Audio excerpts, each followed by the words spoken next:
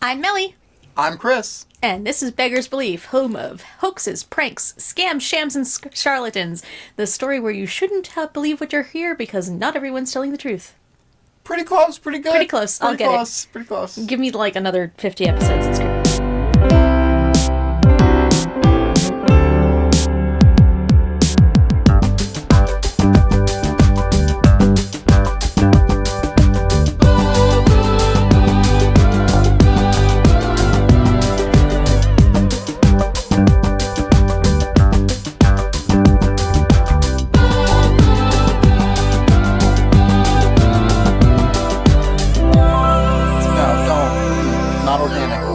Every time it'll be different? Different every time. Okay. That's how we know what episode we're on.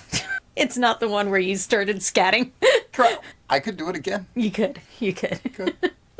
So, for today's story, I need a preface. Oh, I thought you were going to ask for a volunteer, and I'm like, No. You are my volunteer. You have no choice. You are my compatriot in this. I took French in college.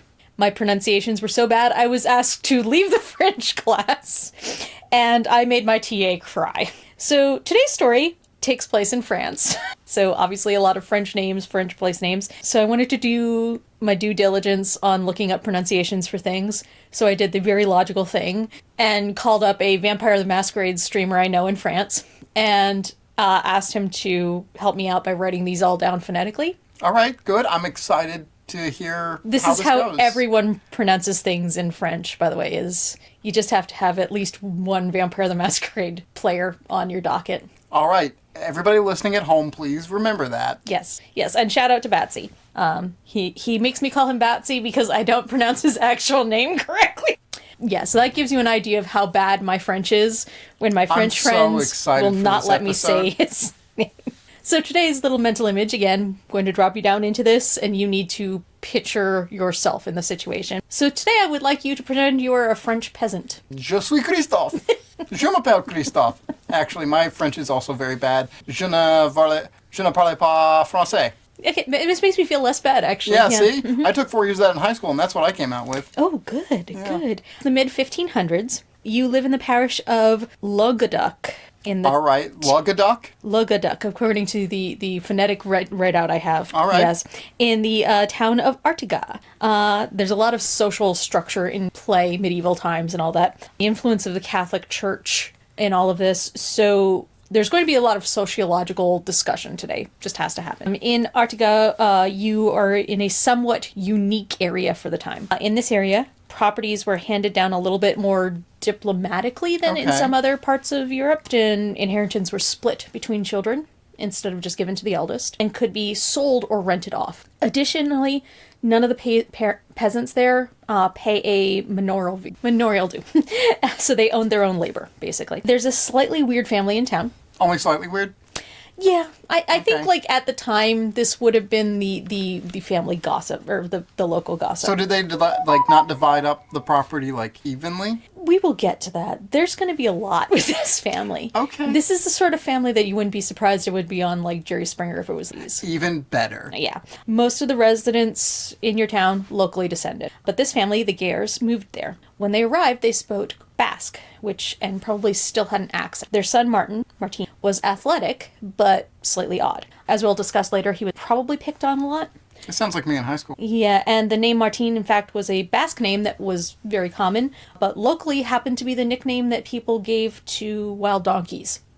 Not a great start. Not a great start. No. So one day, Martin steals some grain from his father. There's a huge fight, and Martin storms off. He leaves behind his wife, Bertrande, and their newborn son, and he just doesn't come back. Okay.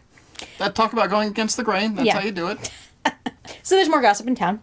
Makes a really weird situation with his wife because there's no real social standing for an abandoned wife society. It doesn't exist. Yeah, how do you divide things up evenly when one of the party's not there? Well, not only that, but women couldn't own property. Fair enough. Okay. She can't remarry. She isn't allowed any claim to family money. And after the death of Martin's father, that money and the care of the two households they owned and the family businesses is in the care of Martin's uncle Pierre. So there's a lot of gossip around the small town.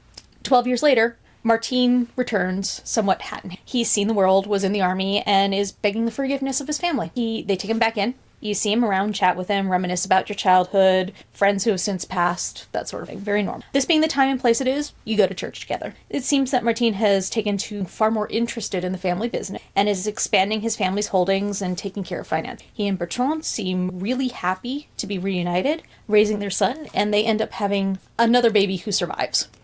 Is it? Okay. Did the same Martin come back? Like, this is my question. Here's the question Martin had. What did his uncle Pierre do during the time that he had control of the family money? He's asking a lot of questions, and there's local rumors that wouldn't exactly like response.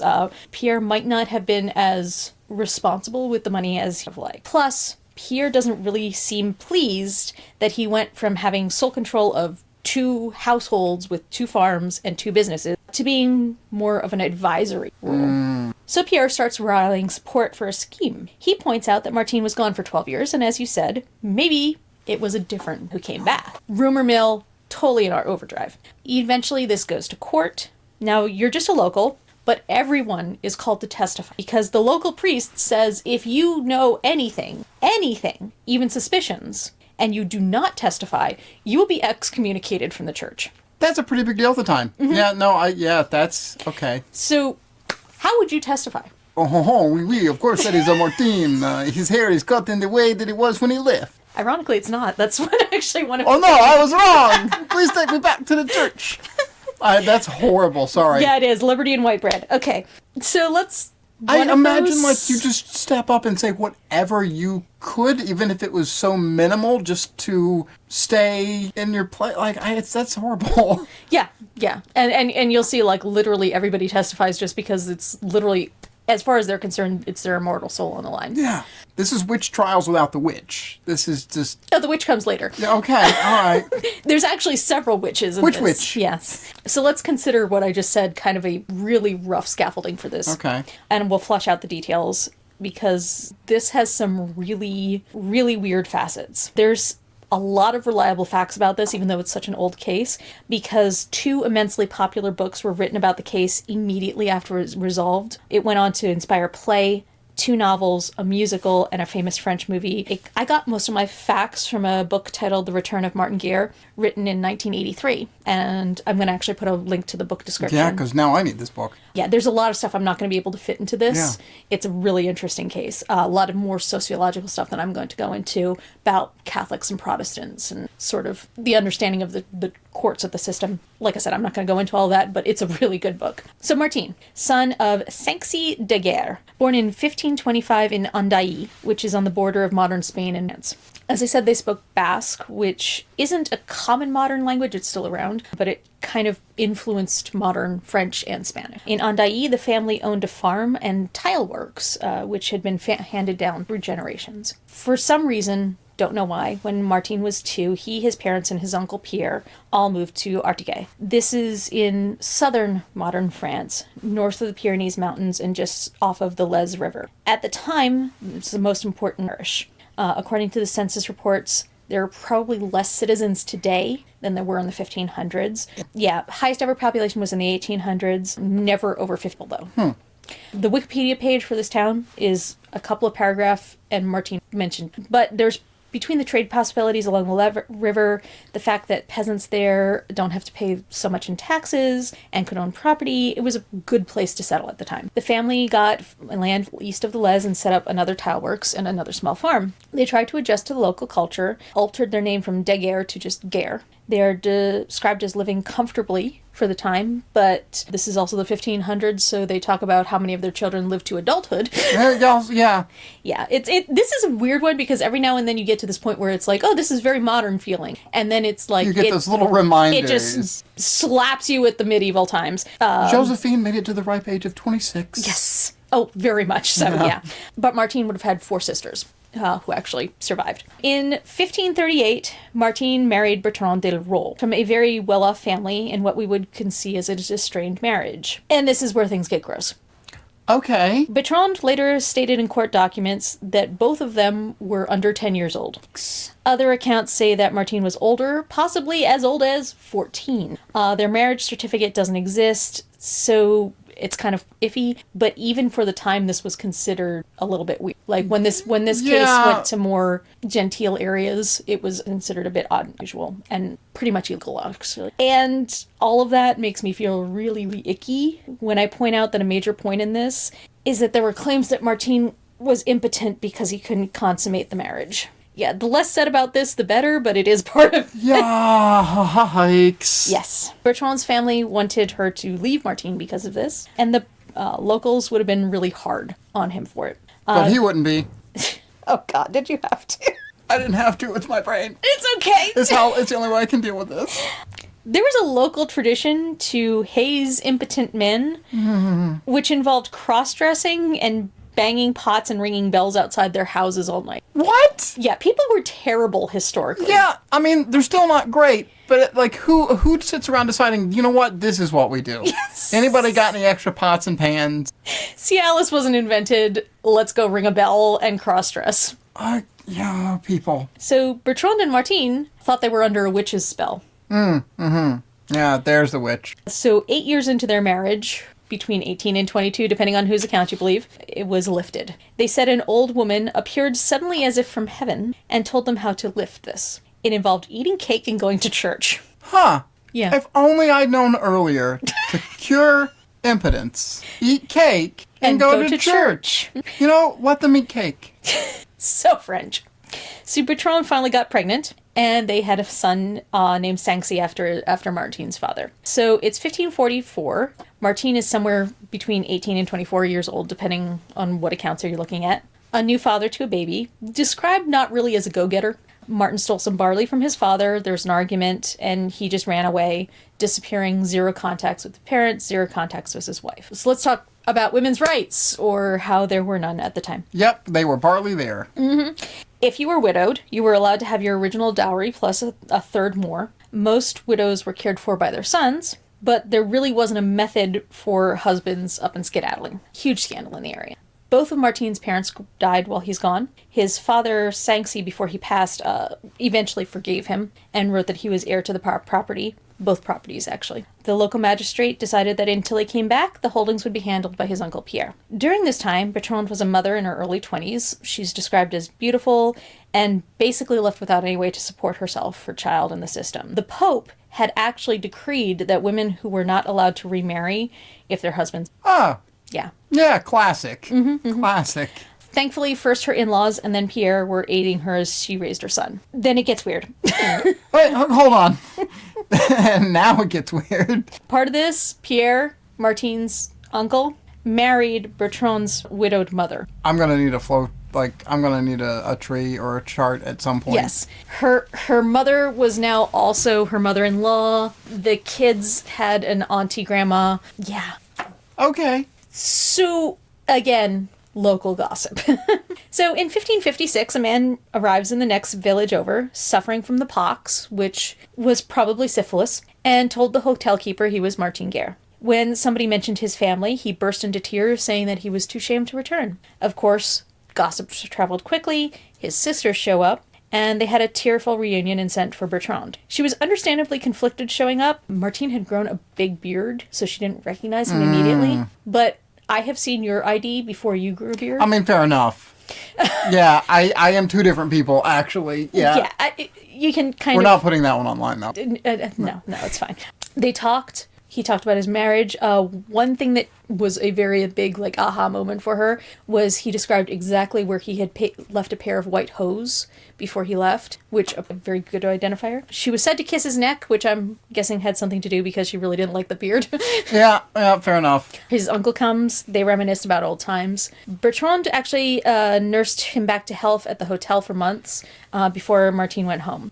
He chatted with all the curious locals. He claimed that when he was away, he had been serving in the army of the King of France and had ended up in Spain, but that all he wanted was to go home, be with his wife and his kid. They settled in. Martin claimed his estate. He moved into the large house once owned by Sanxi and took over the farming business, expanding it to have even more trade. He started leasing land and earning more money. Bertrand seemed really happy to have him back, regardless of her thoughts about his leaving, and they have 2 more daughters in 3 years, one of whom survived. By all accounts, marriage is peaceful, loving, better than it was ever before. Okay.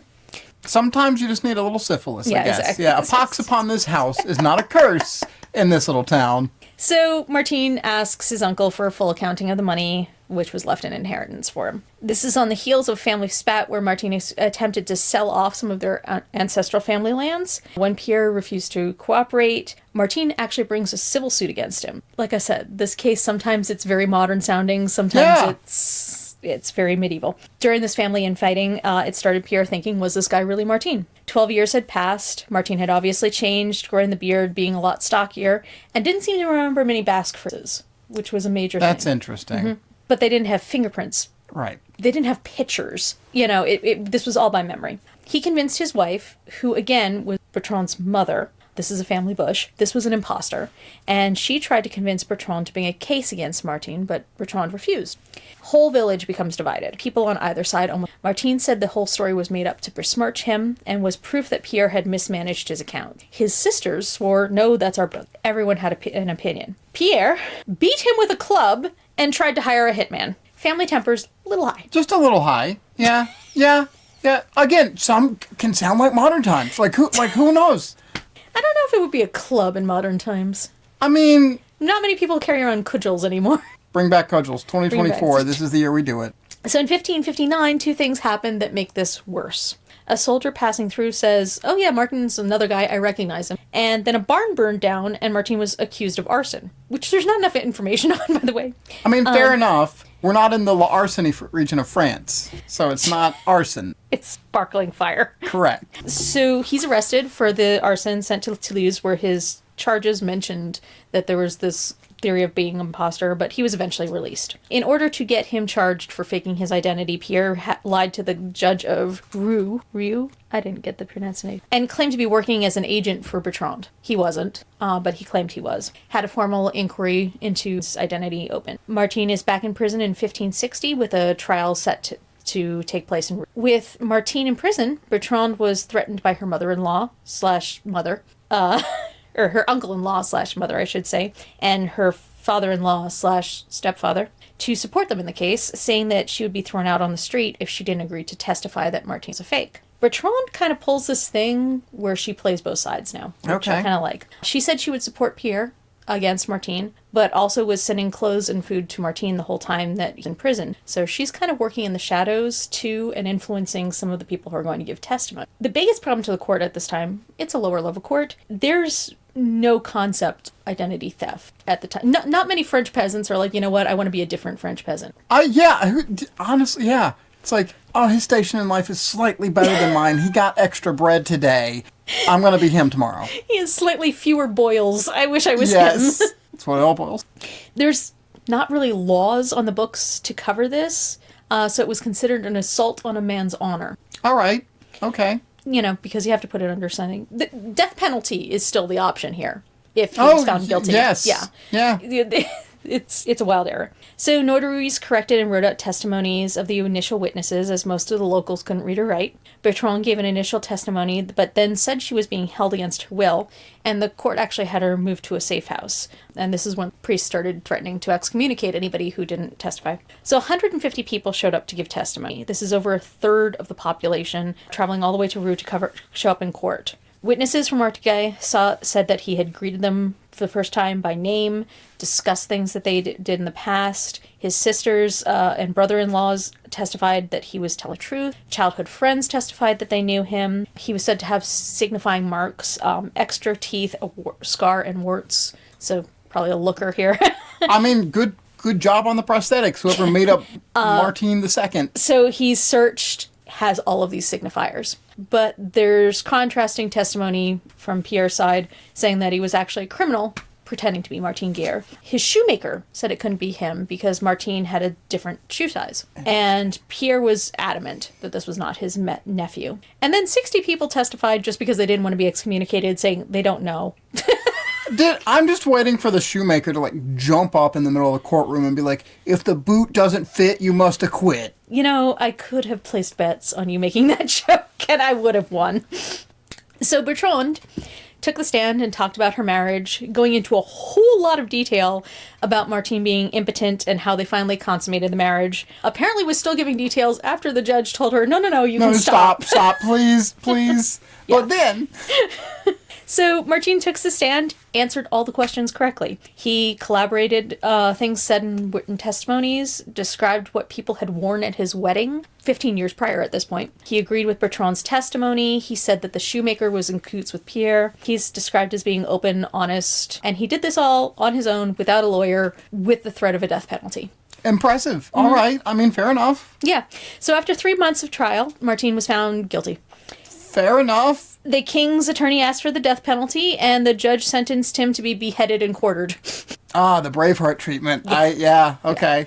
So Martine appealed to the Parliament of Toulouse, and Bertrand paid for the appeal. The appeal started in 1560. Court in Toulouse was much larger, much more prominent than the previous court. While awaiting trial, Martine, like all other prisoners, was held in chains. Most of his fellow prisoners were actually being held on charges of heresy. Court gets its case together, starting with the testimony of Bertrand and Martine. And this court was so swayed by their accounts, they decided to lock up Pierre as well. Here we go. Full family reunion. Great. Like I said, this is a messy family. After this, they picked through the witnesses from the first trial, which, again, were fairly well split between he is, he isn't, and I don't know, but I want to be part of things. The testimony, this time, they decided to weigh towards people who had known Martine his whole life and his family. They tried to trip up Martine in questioning and questions about his life, but they couldn't catch him in a lie. There's no real solid evidence, though, in either direction. But Bertrand's testimony held the most weight, and it was considered a lot of evidence for Pierre falsely accusing Martine for his own gain. So much so that the court was actually considering having a confession tortured out of Pierre. Here we go. Here's the good stuff. Look, this is what I'm telling you. Like, this swings from, like, very modern to, it feels like... I feel like at some point John Grisham dropped a manuscript down a sewer and it ended up in some weird twisted time warp. Mm-hmm. And this is the timeline that we now live in. I can't say I've read much John Grisham, so I don't know how much uncle torture is in there. Not enough. Okay. Not enough. We'll put that on the Amazon John Grisham, review. if you're listening, more uncle torture. That's the Goodreads suggestion. So the court is in its final consideration, and it seems to be leaning towards declaring Martine innocent. This is the moment in the musical that the orchestra goes quiet. In the French films, the court interrupts its verdict and you hear incoming footsteps. Step thud, step thud, step thud. Because there is no way not to do this dramatically. Because the man who shows up in this story at this point claimed to be Martine Guerre. Here we go. Play the French horn. We got it. The biggest difference is this Martine had lost his leg and was walking on a wooden leg. All right. He hadn't lost it naturally. It wasn't just a decision to do that to be dramatic. Yeah, I was wondering. I was like, okay, how much weirder can this story get? It's pretty weird. Writing things down, what should I do to be more dramatic? Eye patch? No. No. The court goes into a total spiral. No one knows what the hell to do with this situation. I really hope that, like, he, entered in this dramatic fashion, looked around, looked at other Martine, and it's like, I bet you thought you had me pegged. Excuse me while I wipe my face. That's how you win a court case. I respect the puns. So, one-legged Martine is questioned now, and totally resents the fact that he's being questioned. Resisted answering just because he was like, how dare you question? And it gave the Martine who was on trial cause to declare him a fraud. Look, he won't even answer your questions, This guy is on trial for his life, and this other dude's not even answering. Eventually, though, one-legged Martine realizes he's going to have to defend himself, so he started answering a lot more questions about his past. The opinions on the court started to sway about was the real Martine. There's only one possibility. In the eyes of the prosecution, the man on trial, witch. Which, clearly, I want this the only way this can get, not the only way, because it's going to get weirder, but one direction this could go to make this just so much more enthralling is we have a real Spartacus moment and more people to start standing up and I'm Martine. No, I'm Martine. I'm Martine. There's a different case I'm working on that basically that's what happens. Oh, I love that. Yeah. So they created a real test. They got a bunch of men together, including both Martines who looked similar, dressed them all the same, and then called in Martine's close family one by one. Pierre instantly recognizes the one-legged Martine as his brother. Then the sisters went back on their previous statements saying, no, the one-legged guy is is actually our brother. There's this big tearful reunion, and then they brought in Bertrand, who has been the biggest supporter of the Martine who is on trial. Yes, the witch. She sees this one-legged man, bursts into tears, and begs for business. How did I accidentally call this? What is this? What is happening? So the real Martin Guerre being found is immediately a real jerk to Bertrand. Blames this whole thing on her, even though he was the one who left in the first place. Clearly the real one. Yeah. Leaving pseudo-Martine in a bad place. So, Pseudo-Martine. I like that. So, yeah. Who is he? They actually found his name earlier in the trial, had kind of tripped over it. His name was Arnaud Dutil, and born in the Diocese of the Lombez, which is southwest and a full day's travel from Artigues. Arnaud was known to have an excellent memory, was charismatic, but was being described as absorbed in every vice. Ah. He drank and visited prostitute, cheated at cards, and was nicknamed Pancette, meaning the belly, for his appetite. After being arrested for theft, he was sent to serve Henri II in the army. In Arnaud's confession, he said that he had never heard of Martin Guerre until one weird day in 1553, where he was passing along and bumped into two of Martin's friends who mistook. Arnaud asks a ton of questions, finding out everything he could about Martin in detail. There were accusations that the two friends might have been complicit. Kind of, okay. Yeah. But there's so much gossip about Martin's absence locally that he could find out a lot from a wider area. He actually studied for several months, only claiming Martin's identity in 1556. He used the time where Bertrand nursed him back to health to grill her for every little detail about Martin's life. Meanwhile, the real Martin went over the Pyrenees into Spain, learned how to speak Castilian, lived in a large city, Burgos, and worked as a lackey in the house of a Roman Catholic cardinal. He went into the Spanish army. He was French, but went into the Spanish army, fought for Philip II, and fought against the French. In 1557, he was hit by a French arquebus and lost his leg. Afterwards, he was given a position as a lay brother in a military order, which was really considered fairly cushy. There's a lot of contemporary belief, but very little proof that the two of them might have bumped into each other during their time military service, but they were in opposite armies. So, right. Yeah, probably not. Probably just happy accident. Epilogue for Martin was that he reclaimed his inheritance. Bertrand didn't face any repercussions, as the court believed that she had been truly fooled. In the book, they don't necessarily believe that she knew all along. I'm kind of on the I find her a very interesting character. Well, to be fair, like, this man who runs out on you leaves you in this very weird social standing where there weren't actually standards to deal with at the time. Someone comes along who is nicer and kinder to you. I wouldn't blame her if she was like, I know this isn't you. This man runs out on you who you were basically raised beside. Yeah. Like a brother. Yeah. Daughter that Bertrand had with Arnaud was legitimized, and she and Martin went on to have more children. Everyone seemed to ignore that Martin actively fought against the French for years. I think all of them do it at some point. Detail. Yeah. It's a French thing. It's a French thing. Arnaud, though, he had just been found to be impersonating a man for 3 years, committed adultery in the eyes of the church, and basically committed a crime that had absolutely no precedence. By the terms of the courts of the day, they were very, very sympathetic. His belongings weren't seized. He was allowed to leave money to his daughter that he had had with Bertrand, and he wasn't tortured or excommunicated.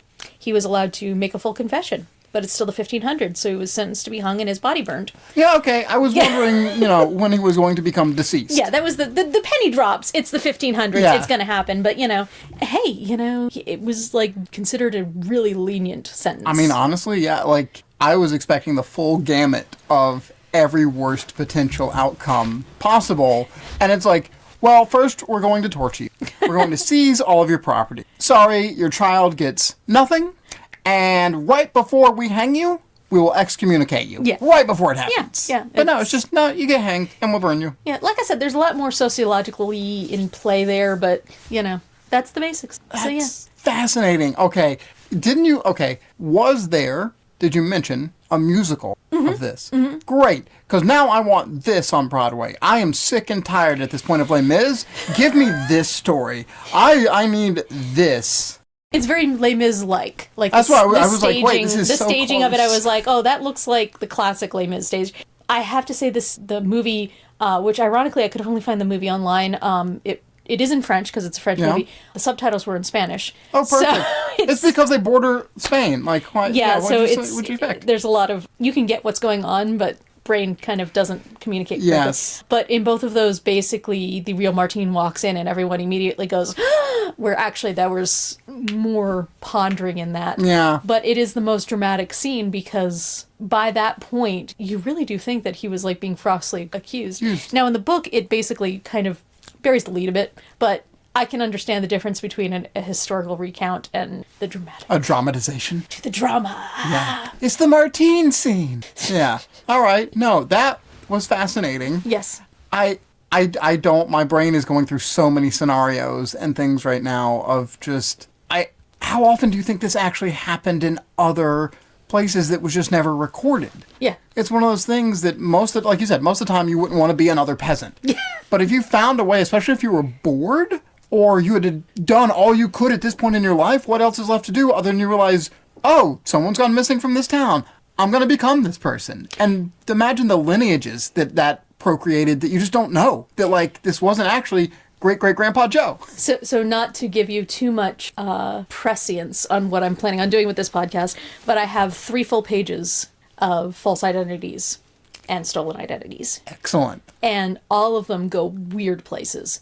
It's one of those, like, you start out and it's like, and then you're like, how did I end up here? The rabbit holes on those aren't straight down. So it's going to be, yeah, you're going to be hearing a lot of people. But a French peasant was odd. And it's odd because this one was so well documented at the time. Yeah. By people who were professionals of the court. Yeah, this is the 16th century. Why is this even being talked about to this degree? That's the fascinating part, that so much of this was recorded. Interesting. All right, so you heard it here first. As we get the Patreon up and running, as we start monetizing what we're doing here, we will eventually open and crowdfund our own false identity musical. So please be ready for that. The stage play will be off-Broadway to begin. We'll start touring. We'll figure out how we're going to do this, what the casting's going to look like.